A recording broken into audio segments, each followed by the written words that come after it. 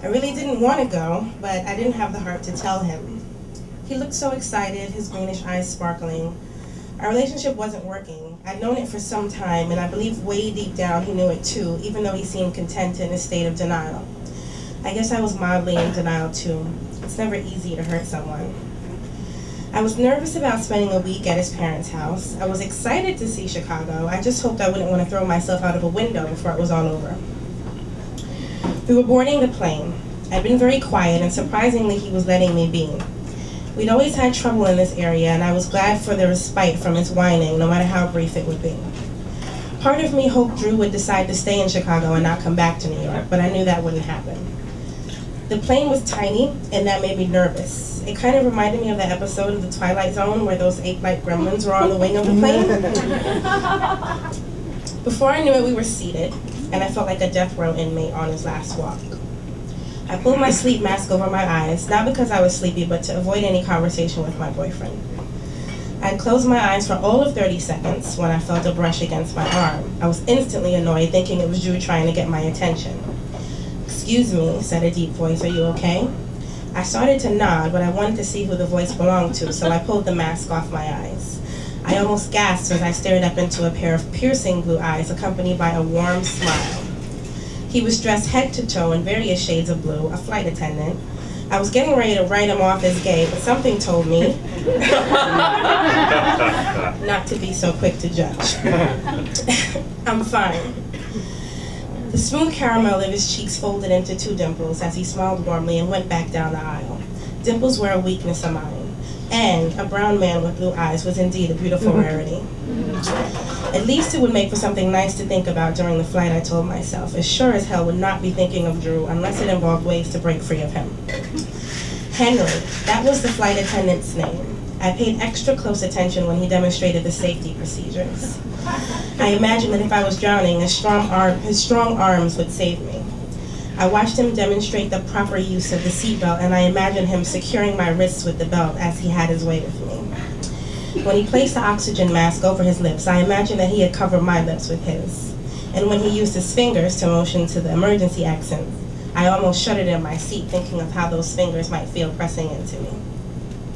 I was getting wet thinking of Henry, the flight attendant, so much so that I forgot I was sitting next to Drew. As Henry walked up and down the cabin, his thigh lightly grazed my arm. We were taking off soon, and Drew, in his usual gregarious manner, started to make conversation with Henry. I was annoyed. This was my piece. Drew asked him if the color of his eyes was real, and I rolled mine. "It's real," he replied, showing no sign that he'd taken offense to Drew's tacky question. I could tell the color of his eyes were genuine because I had been staring, and color contacts have a decidedly fake look to them, especially in person. Henry, the flight attendant, looked back and forth between me and Drew.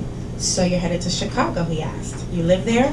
"My parents live there," Drew answered. "We live in New York. We're just visiting." Henry looked amused. "So you two are a couple?"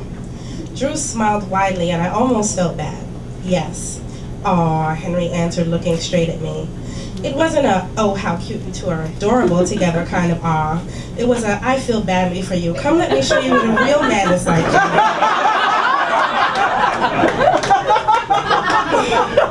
I frowned. He didn't need to rub it in. I pulled the mask over my eyes and tried to get some sleep for real, but I wasn't sleepy. You know how you can't sleep when you're incredibly horny?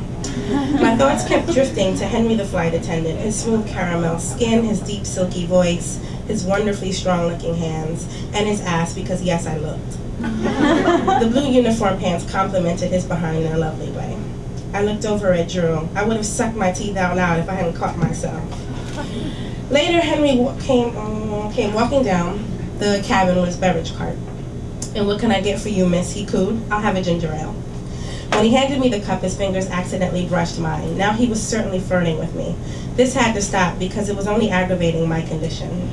I gulped down my soda, hoping the cool rush would help to curb the tingling between my legs. It didn't. We were in the first row, so I could see Henry in his quarters. He was eating.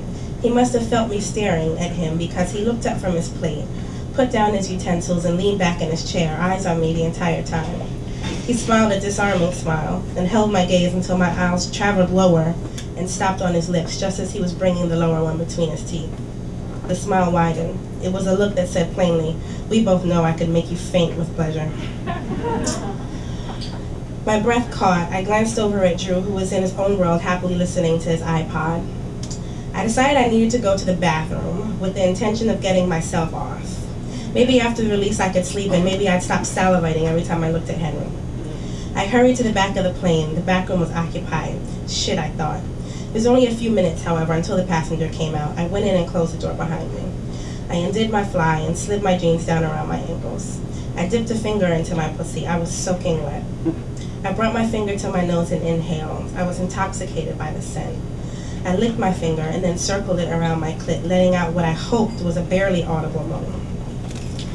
My hand was Henry's hand as he stroked my clit up and down, back and forth in tiny circles, making my breath quicken and my nipples stand erect. I reached into my shirt and pulled out one breast, bringing the darkened butt of the nipple to my lips. I stuck out my tongue and flicked at it.